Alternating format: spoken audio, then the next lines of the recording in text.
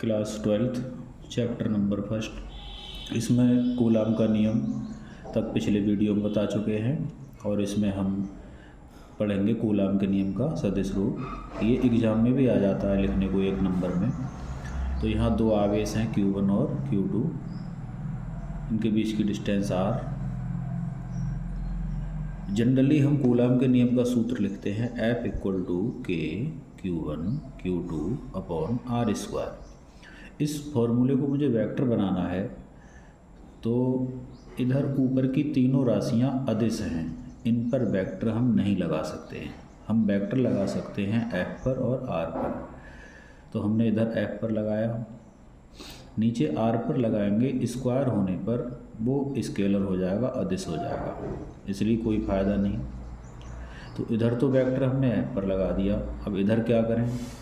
तो इधर हम वेक्टर, हमारे पास ऑप्शन नहीं है लगाने का, तो हमने यूनिट वेक्टर, एकांक वेक्टर R से मल्टीप्लाई कर दी। अब ये साइड भी हमारी सदिश हो गई, ये साइड भी सदिश हो गई। सफिक्स में लगा दिया बंटू। बंटू का अर्थ है पहले आवेश पर दूसरे आवेश द्वारा लगने वाला बल। इधर को अगर 2 हटाऊँ मैं तो F1 का मतलब पहले आवेश पर बल, 2 दूसरे के द्वारा लगाया गया।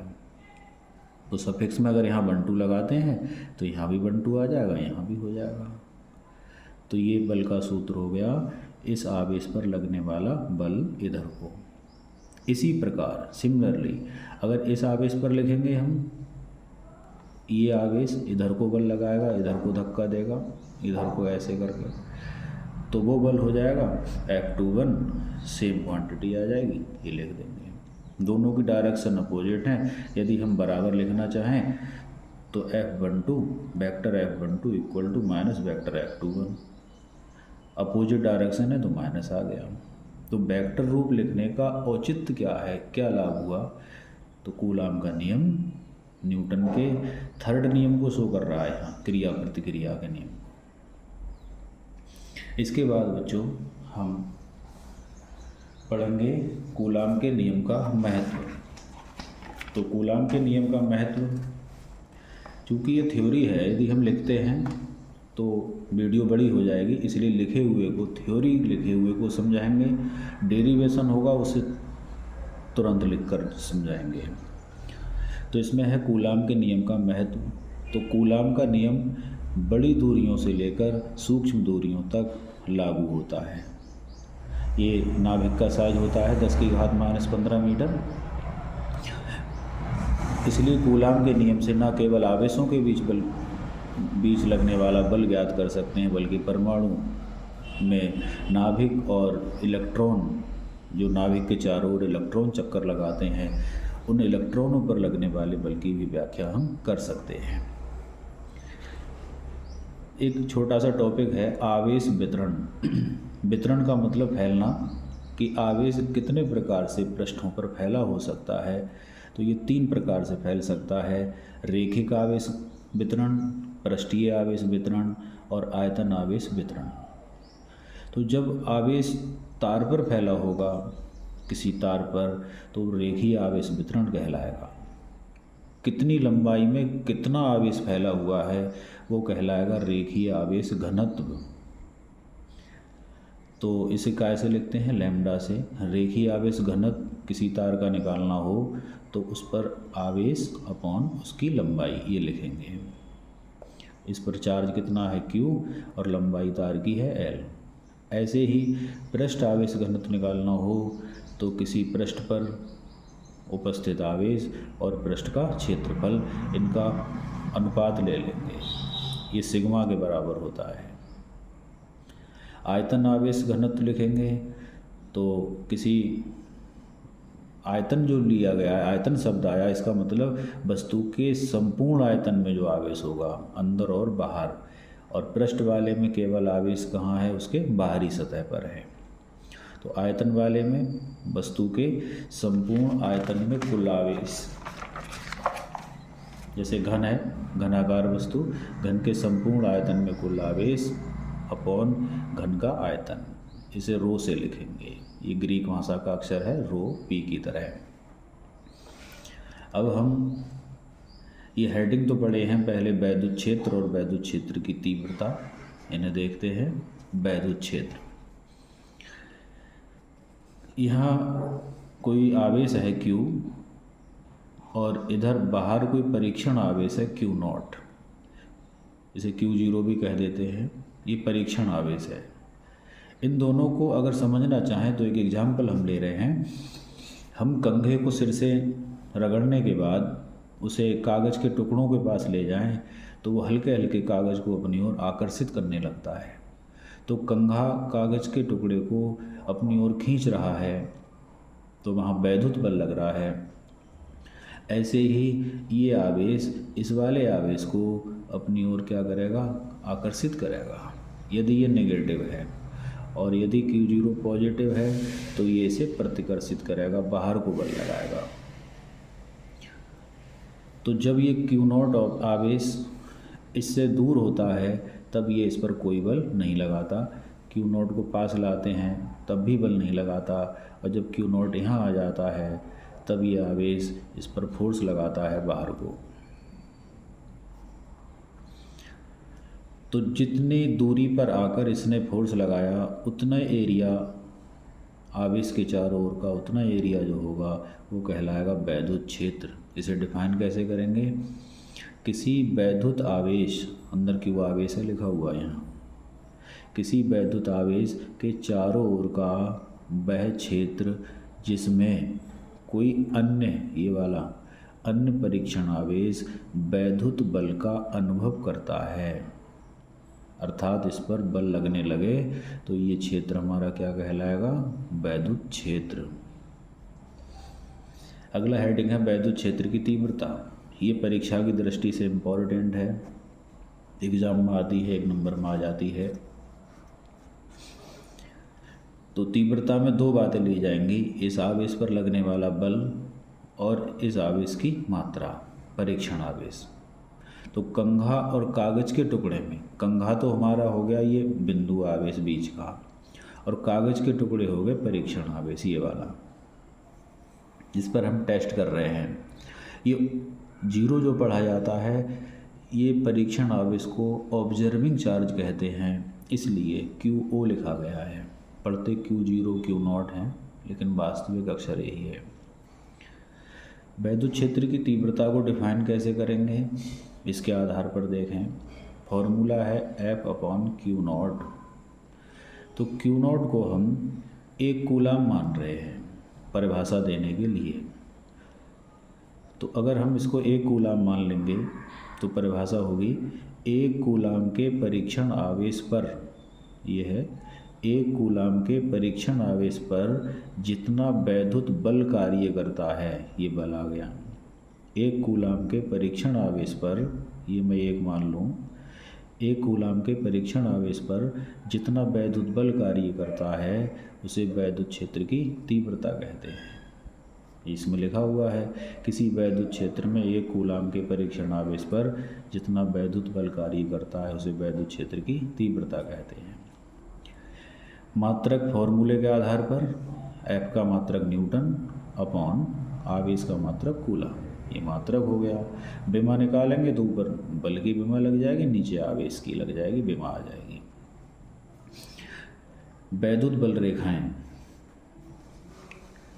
जहाँ चार्ज रखा होगा, जैसे कहीं बल्ब जलता है तो चारों ओर प्रकाश हो जाता है, ऐसे ही कहीं चार्ज रखा हो, आवेश रखा हो, तो उसके चारों ओर वैद्युत क्षेत्र होता है। उसका हम अनुभव कर सकते हैं, देख नहीं सकते, छू नहीं सकते। तो पता कैसे लगेगा, पता एक्टिविटी से लगता है। जैसे कंघा रगड़ने के बाद कागज़ के टुकड़ों को दूर से ही खींच रहा है, अर्थात कंघे पर आवेश है और उसके चारों ओर वैद्युत क्षेत्र है जो दूर से ही कागज़ के टुकड़ों को उठा रहा है। तो ऐसे ही धनावेश जो हमारा होता है उसमें से एक प्रकार की रेखाएं निकलती हैं, वक्र निकलते हैं। मुड़ी हुई रेखा होगी उसे वक्र कहेंगे, सीधी निकलेगी उसे रेखा कहेंगे। तो धनावेश में से एक प्रकार की जो रेखाएं निकल रही हैं वे क्या हैं, वैद्युत बल रेखाएं। इनको परिभाषित कैसे करें, अगर कोई धनात्मक आवेश यहाँ छोड़ दिया जाए रख दिया जाए तो ये धनावेश जो ये बल रेखा जा रही है इधर को, ये अपने साथ ले जाएगी। इस धनावेश को ये बल रेखा साथ ले जाएगी इधर को। तो परिभाषा क्या हुई?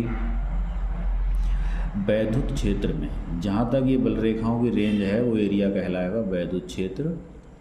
वैद्युत क्षेत्र में वे काल्पनिक वक्र जिनके अनुदिश माने की दिशा में, जिनके अनुदिश धनात्मक आवेश गति करता है। अगर हम धनात्मक आवेश को यहाँ छोड़ दें तो वो इन्हीं की दिशा में चला जाएगा, तो उन्हीं को कहते हैं वैद्युत बल रेखाएं। वैद्युत क्षेत्र में वे काल्पनिक वक्र जिन पर कोई धनावेश रखने पर धनावेश उन्हीं के अनुदिश गति करता है, उन्हें वैद्युत बल रेखाएं कहते हैं। एक दूसरी परिभाषा हमने इसमें और लिखी है, वैद्युत क्षेत्र में वे काल्पनिक रेखाएं जिनके किसी बिंदु पर खींची गई स्पर्श रेखा उस बिंदु पर वैद्युत क्षेत्र की दिशा को प्रदर्शित करती है। तो अगर कहीं पर मुड़ी हुई रेखा है, वक्र है, तो उस पर हम जो स्पर्श रेखा खींचेंगे वो भी धनावेश की गति को दर्शाएगी। यह धनावेश में से बाहर को निकलती हैं और जो नेगेटिव आवेश है उसमें अंदर प्रवेश करती है। इन्हें हम वैद्युत बल रेखाओं के गुण में पढ़ेंगे। तो वैद्युत बल रेखाओं के जो गुण होते हैं वो 3 हैं। नंबर 1, ये धनावेश से निकलती हैं और ऋणावेश पर समाप्त होती हैं। और नंबर 2, ये कभी भी एक दूसरे को नहीं काटती हैं। यदि काट देंगी तो उस बिंदु पर 2 स्पर्श रेखाएं हो जाएंगी, 2 वैद्युत क्षेत्र की दिशाएं हो जाएंगी, जो कि असंभव है।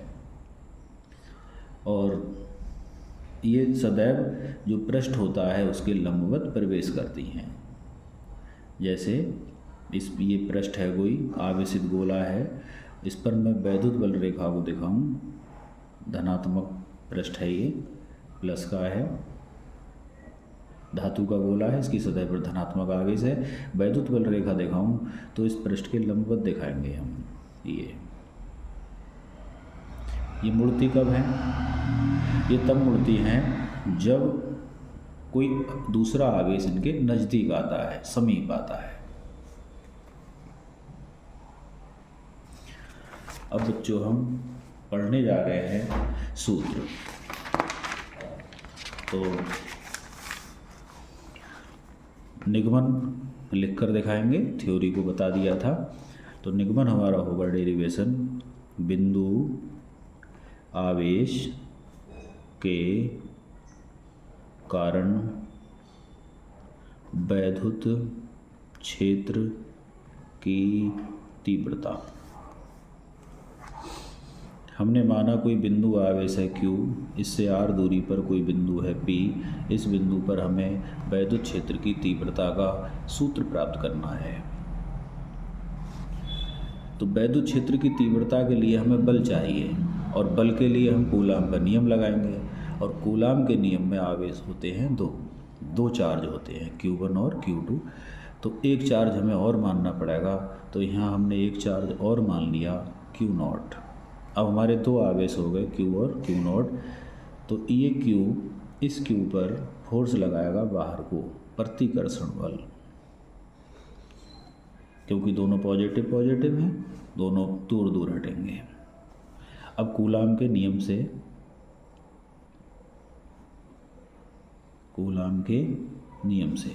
F = K Q1 Q2/r²। किंतु हमारा जो विद्युत क्षेत्र की तीव्रता का बेसिक फॉर्मूला है वो है E = F/Q0। हमने यहाँ F के स्थान पर ये वैल्यू लगा दी। इस कूलाम के नियम को थोड़ा मॉडिफाई करेंगे यहाँ के अनुसार। यहाँ Q1 के स्थान पर क्या आएगा Q, Q2 के स्थान पर क्या आएगा Q0/r²। ये F की वैल्यू यहाँ पुट करेंगे Q0/r²। ये एफ की वैल्यू आ गई अपॉन में क्यू नॉट, क्यू नॉट से क्यू नॉट कट जाएगा तो रह जाएगा ई इक्वल टू के क्यू अपॉन आर स्क्वायर। तो हमारे एक्सरसाइज में कुछ न्यूमेरिकल इस फार्मूले से होंगे। यहाँ देखते हैं एक अतिलघु बन जाता है कि बिंदु आवेश के कारण विद्युत क्षेत्र दूरी पर किस प्रकार निर्भर करता है।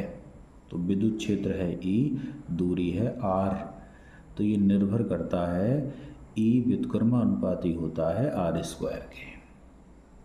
ये निष्कर्ष है। अब बच्चों पढ़ने जा रहे हैं वैद्युत द्विध्रुव। इसके जैसा कि नाम है वैद्युत आवेश, वैद्युत का अर्थ है आवेश, द्वि का मतलब दो और ध्रुव है सिरे। तो दो आवेशों से बना हुआ ये निकाय है, एक निगेटिव आवेश और एक पॉजिटिव आवेश, किंतु उनकी मात्रा बराबर हो। ये माइनस का 3 कूलाम तो ये प्लस का 3 कूलाम हो। दोनों आवेश वैल्यू में बराबर हों लेकिन चिन्ह अपोजिट हों, तो इस निकाय को क्या कहेंगे? वैद्युत द्विध्रुव। समान परिमाण किंतु विपरीत प्रकृति के दो आवेश एक दूसरे के समीप रखे हों तो इस निकाय को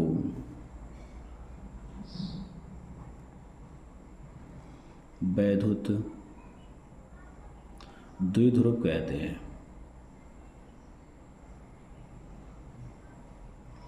एग्जाम्पल हमारे हैं जैसे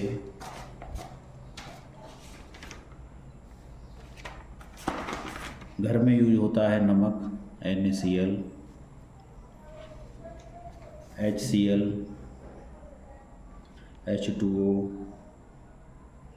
CH4, ATC। ये हमारे वैद्युत द्विध्रुव के उदाहरण हैं।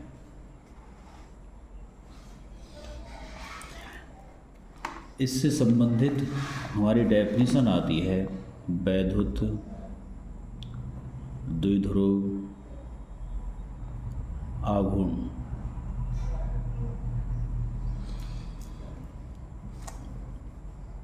ये इलेक्ट्रिक फील्ड दिखा रहे हैं। इलेक्ट्रिक फील्ड की डायरेक्शन होती है प्लस से माइनस की ओर। आघूर्ण को व्याख्या करना चाह रहे हैं। इसमें हमारा कोई वैद्युत द्विध्रुव रखा है तिरछा। वैद्युत द्विध्रुव का एक आवेश प्लस और एक माइनस।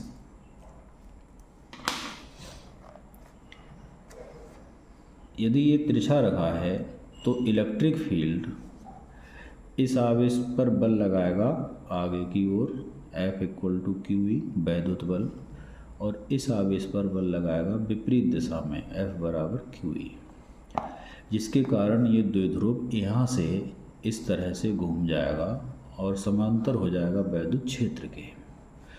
तो इसमें जो घूमने की प्रवृत्ति है, जो ये घूमेगा, वो घूमने की प्रवृत्ति क्या कहलाएगी? वैद्युत द्विध्रुव आघूर्ण। परिभाषित इसको सूत्र से भी कर सकते हैं। सूत्र इसका आएगा द्विध्रुव का एक आवेश पॉजिटिव आवेश और द्विध्रुव की जो लेंथ होती है, इसकी लेंथ हम मान लेते हैं 2a।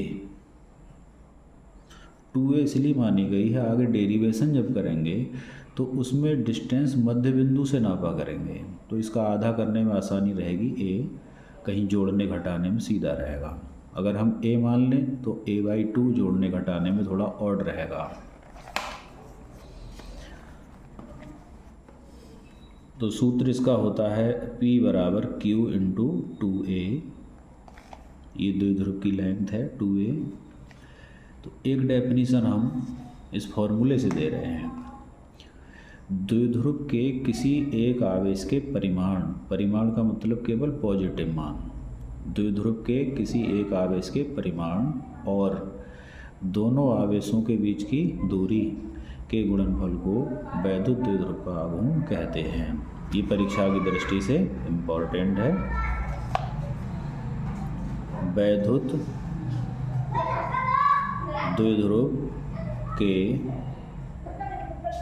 किसी एक आवेश के परिमाण और दोनों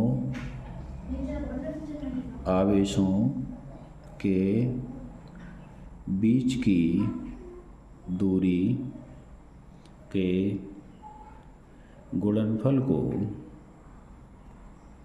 वैद्युत द्विध्रुव आघूर्ण कहते हैं। और ये इसका फॉर्मूला हो गया, इसी पर ही हमने डेफिनेशन दी थी।